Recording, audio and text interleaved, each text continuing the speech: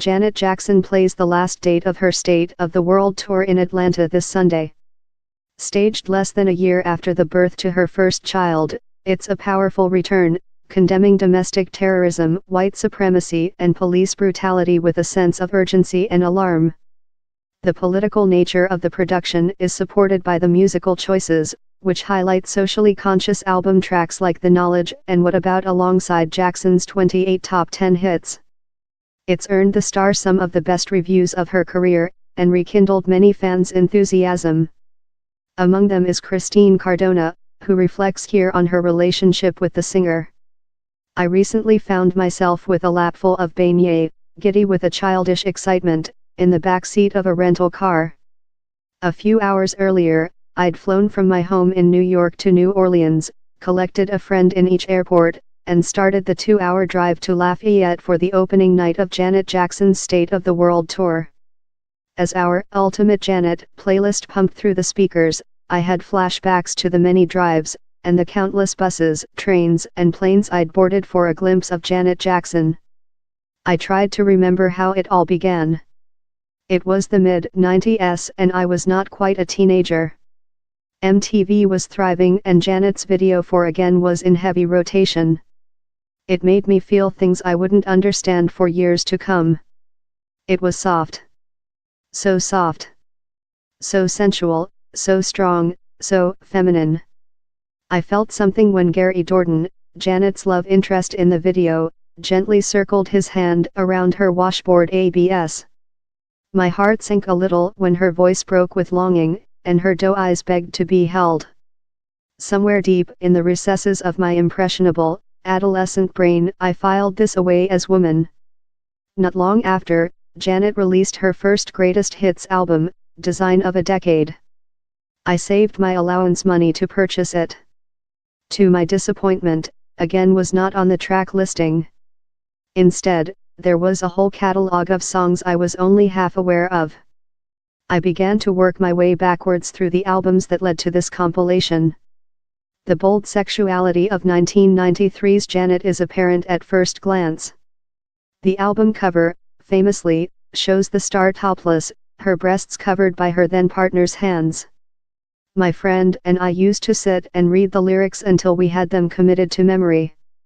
I knew early on the actual words she sang in If, but I also remember the specific moment when I realized, with shock, exactly they meant. But it wasn't just sex. On You Want This her confidence is relentless. It remains an enormously underrated song of female empowerment. Then there was the social consciousness of 1989's Rhythm Nation. My discovery of this album coincided with my introduction to the African American history curriculum, or as much of it as a suburban public school in a largely white community teaches.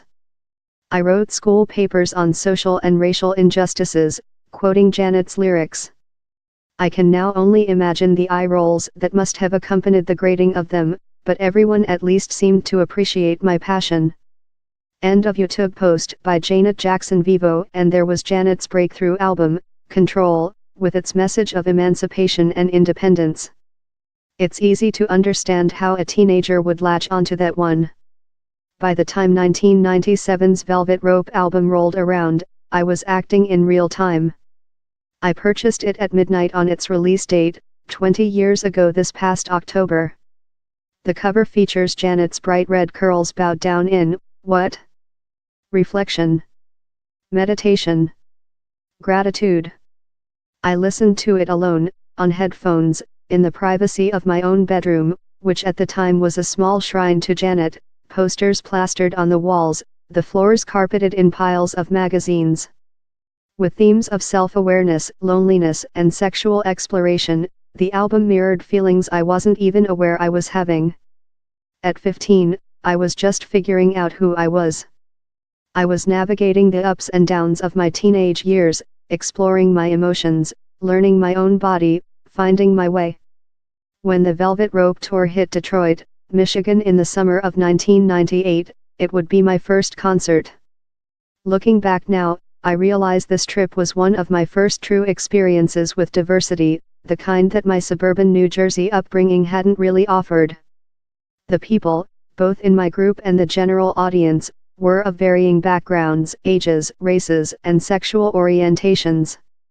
My mother, who had to accompany me because I was a minor, was really taken by the number of gay men in attendance. I remember her asking what it was about this iconic, overtly sexual singer that were they into? It was a genuine inquiry, but at the time I had neither an answer nor the need to make sense of it. It would be well over a decade before I'd be able to wrap my mind around the relationships between female pop stars and gay men. Before I'd hear countless stories about how watching their male dancers made people realize they were gay, and made others know it was going to be okay to come out, or about how music gave teens who were uncomfortable in their homes, in their schools, and in their own skin solace. It would take even longer before I realized the complex relationships between gay men and women in general. The very types of relationships that would inform my 20s, and sustain me in the single years of my 30s. On the third night of our Detroit trip, we were taken backstage to meet Janet. For some unknown reason, the image burned into my brain is of plastic bowls filled with brightly colored candies. She came out, sweet as the confections, smiling big, in denim overalls and a sunshine yellow top. I was flustered and emotional. I got a quick hug and the chance to say, "Thank you," over and over again, as she nodded in a way that implied she knew what I was thanking her for and, at the same time, had no idea. I cried on the plane ride back. I had come so physically close to her, but I'd not been able to articulate the things I most wanted to say.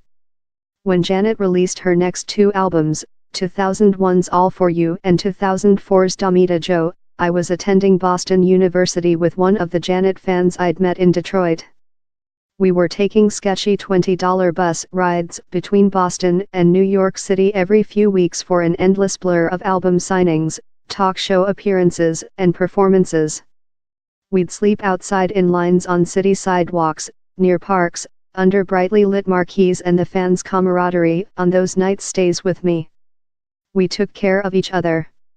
I was taking my first women's studies classes during Nip Leggett, that infamous Super Bowl moment when Justin Timberlake ripped open Janet's bustier and exposed her nipple to the world.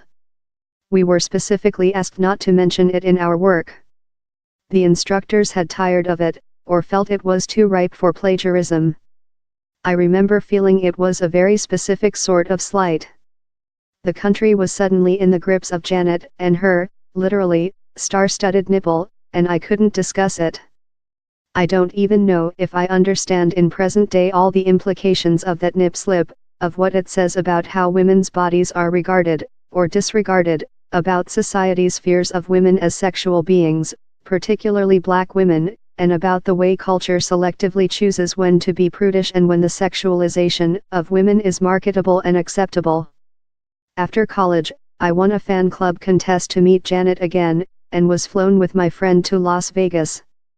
After some professional obligations, she retired to a private balcony with us, a few assistants, and several friends. We stood together at the edge of a railing, and I scanned her face. Okay, I was blatantly staring, watching her derive satisfaction from looking at the crowd below, dancing to her music. We took a tequila shot, and talked briefly. She was kind, generous with her time. This time, I found more words than thank you. The club was loud, and she leaned in close, almost cheek to cheek, so I could hear her famously quiet speaking voice. She encouraged me to pursue a career in television. She referenced her favorite parts of my competition entry, and I couldn't believe she had read it. It was a life highlight, but I still couldn't shake the feeling there was something I needed her to know, something I still hadn't been able to communicate. Shortly after Vegas, I moved to New York City to try out that whole working in television thing. As my life picked up, I did fewer fan-related things. There were fewer of them to do. Janet disappeared and reappeared, weaving in and out of my life as her focus shifted away from music. In 2015, I was in my early 30s, searching for a way to ease newfound anxieties, when Janet's Unbreakable album was released. Her first record in 7 years, it reminded me so much of The Velvet Rope, confident, yet vulnerable, reflective, but uninterested in other people's opinions. Aged 49, she had changed personally, vocally and musically, but she was also, unmistakably the same Janet I fell in love with. For me, the most endearing part of the project was that it represented growth, not reinvention, the kind of growth and self-actualization we all strive for. I caught the Unbreakable tour in Chicago and planned to see it again in New York, but Janet had some health issues followed by her pregnancy and the tour flickered out. When it was announced she would resume live performances so soon after giving birth and getting divorced, I was surprised. I didn't imagine her coming back so quickly. At the urging of friends, I decided to take a last-minute chance on the opening night in Lafayette, Louisiana. The State of the World Tour mixes old songs that have never been played live, with others that have lain dormant for almost 30 years, alongside new material. It's all-encompassing, and it highlights a lengthy and exhaustive career. This woman owns the stage for the full duration. Her dancing is mesmerizing, the particular mixture of old and new choreography is masterful. She's out there, Millie rocking in a way that puts kids to shame. My bias is mine, but the reviewers seem to be with me. But something is different on this tour. I think people, including me, didn't expect to see her out here like this again. They've been dressing as different versions of Janet, wearing fun and thoughtful custom shirts. I've even invested in a gold key earring and some state-of-the-world lip color. Wearing them makes me so damn happy, I feel like a kid. I think we're all doing a bit of self-soothing under the security blanket of nostalgia, but we're also really thrilled that whatever this thing is, it isn't entirely in the past. The magic is still happening and that brings a distinct sort of satisfaction. The joy of having these songs and experiences to grow with is what I'd been trying to express to Janet all along. So many of us have stories about the ways Janet made us feel heard or accepted, or how she's left her mark on us.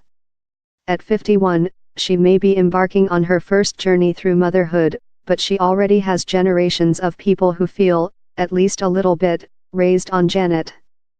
Follow us on Facebook, on Twitter at Newsbay News Enterprises, or on Instagram at Newsbay Newsense. If you have a story suggestion, email at